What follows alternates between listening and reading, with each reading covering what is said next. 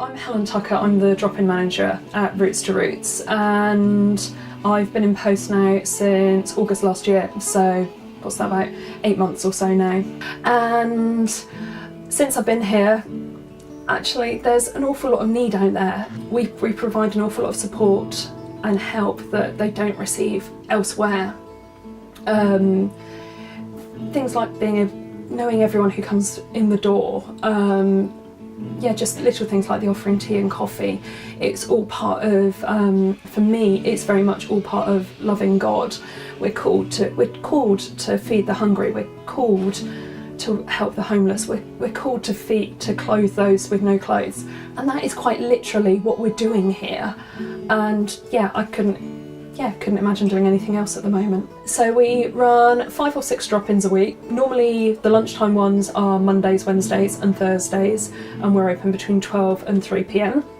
We're open 2 evenings a week, which are Tuesdays and Fridays, opening at 7:30 and closing around 8:30, 9ish, depends on the teams. Officially we close at 8:30, but some teams prefer a bit longer to chat, and so it ends up being that bit later.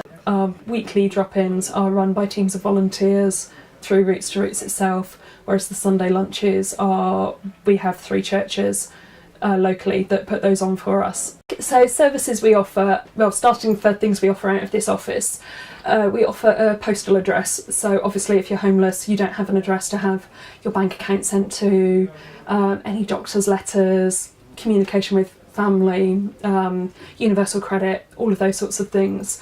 We let people use the phone and the internet as well, so many, a lot of benefit applications are all done online these days. We also have the shower out there, so people can come in, have a shower. We provide clean t-shirts, clean socks, clean underwear. We've got shampoos, shower gels, razors, so people can get themselves clean and tidy. We have hairdressers that come in twice a month. On a similar note, hairdressers, we have chiropodists come in on the final Friday of each month. For the rough sleepers, they also provide new shoes for them, so just sort of standard sort of walking trainer type things. We get an awful lot of services come in during our lunchtime drop-ins in particular. So we have the outreach workers from the Bournemouth and Poole Rough Sleepers team from St Mungo's. So they come in on Mondays and Wednesdays. Twice a week we have a lady come in from EDAS, Central Drugs Advisory Service, to do needle exchange, harm reduction, all sorts of things like that. So she works with those who may be drug or alcohol addicts.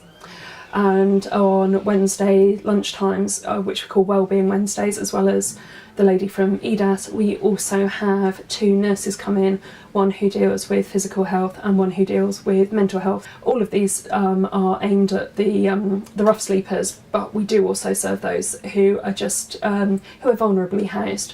They might be sofa surfing, staying with friends or family, or just in some form of temporary accommodation, bed and breakfast, or just plain those who are officially housed but don't actually have a fully furnished flat. So one of our ladies discovered on chatting to her that she hadn't had a working cooker for 6 months, which is why she used to come down to us in the evenings just to get a cooked meal. Some of our volunteers have extra skills.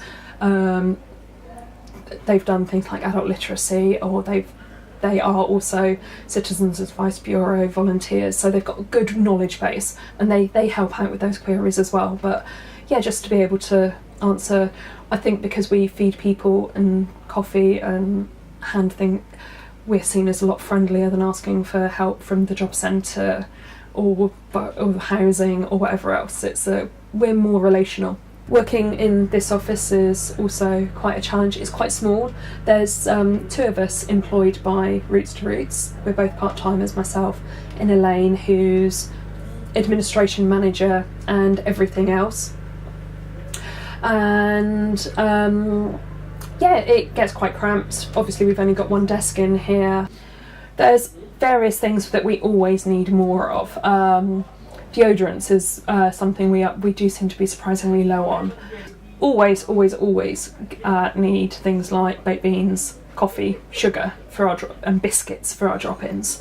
We'd like to be open more often. that's fundamentally what it comes down to. At the moment, we're open 2 nights a week. Obviously, there's the soup run under the arches, up by the station the other nights of the week, but equally when it's freezing cold in the winter, and under the arches is freezing cold full stop, so it would be good to have a space where we can open every single evening so that everyone, the guys, can come in and sit at a table rather than eating out of, I think it's not much more than a takeaway container, while standing up at the arches.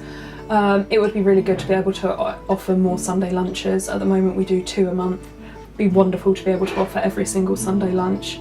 Sunday lunches were originally started, Pat Southgate, our chair, was talking to the guys, and apparently at that time Sunday was nicknamed Suicide Sunday because there was nothing to do.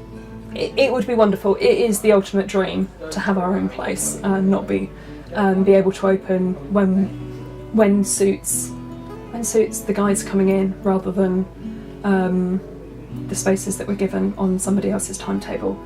It's not to say we don't desperately appreciate what we've got already, but it would be lovely to have our own space.